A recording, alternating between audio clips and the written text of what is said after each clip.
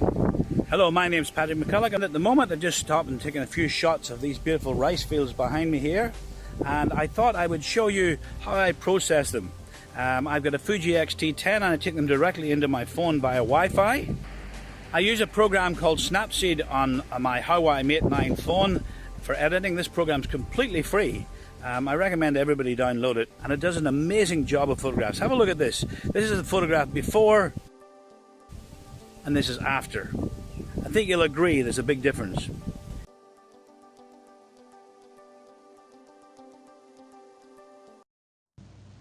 Okay, so we've brought the image that I'm going to use into Snapseed. It's on my Huawei MATE 9 phone, and as you can see, there's nothing wrong with this whatsoever. You could use it the way it is, but the whole purpose of this video is to show you what can be done with Snapseed.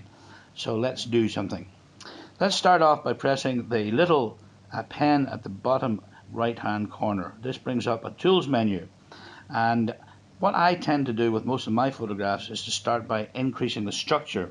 So we're going to press the details tab, and it will come up with structure, and the way you change it is either by dragging your finger or thumb left or right across the screen. So down will decrease it, and up will increase it. I tend to take structure up to about 45-46%. I like it that way. It's just a personal preference.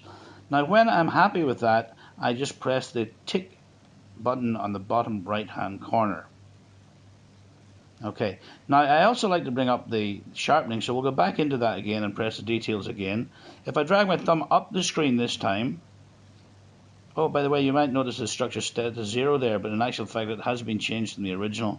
So we got to drag my thumb up the screen, and I'm going to drag sharpening up to about 15-16% and go happy. Now, if you want to see the difference that has made, at the top there's a little stack with an arrow that goes backwards. If you press that and then press View Edits, it will now list the edits. You see we've done two different ones in the details. So you can go back to the original. That's the original photograph.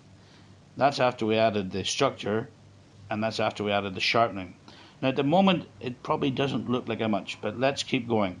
So let's press the backward key and go back into editing. The next thing I tend to do is to go into tune images. Now for this particular image I do believe the brightness is fine. I'm not going to touch that, but I'm going to increase the contrast maybe 25, 29, 30%, something like that. I do again, this is all happening by dragging my thumb up the screen or across. Saturation I'm not going to touch. Ambience, I like to bring the ambience up. It brings out just some of those colors that aren't really seen, and bring it up to maybe 20%.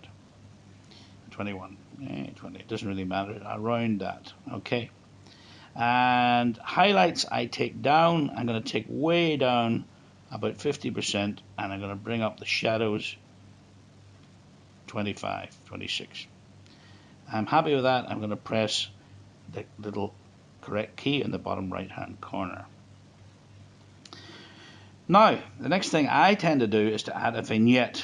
Now a lot of people don't like vignettes, but I particularly do. People spend a lot of money on their camera lenses to eradicate them, but for this sort of thing I do like them. And you can see I've got a preset on -50 outer brightness.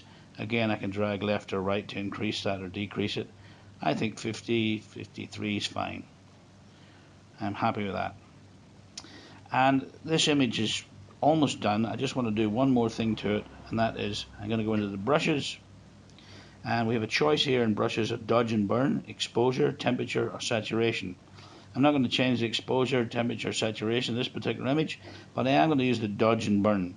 And I've got it set to 10, which should darken it when I... Nope. Sorry, wrong way.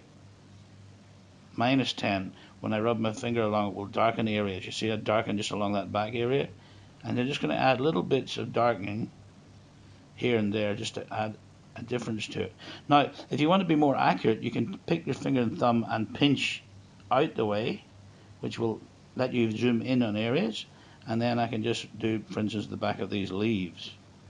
I go just a little bit darker just to add some depth to it. Pinch the other way, and add a little bit here. Okay, so I'm happy with that. That's, if you hit the I button in the bottom right here, you can see where you've touched. So that's where I touched. Take it off again and hit yes. Now let's have a look at what has happened to this image. Let's go back to up here, view the edits, and the whole stack of what we have done is here. So we go back to the original. That's what it was like. We added some detail, some structure, some sharpening, tuned the image a little bit, added the vignette, and then added the brush dodge and burn. As you can see, between the original and what we've done, there's quite a difference. Well, that's it for my first video blog. I hope you've enjoyed it. I hope you've learned something from it. Just do what I do. I love taking photographs and process them and put them up there and let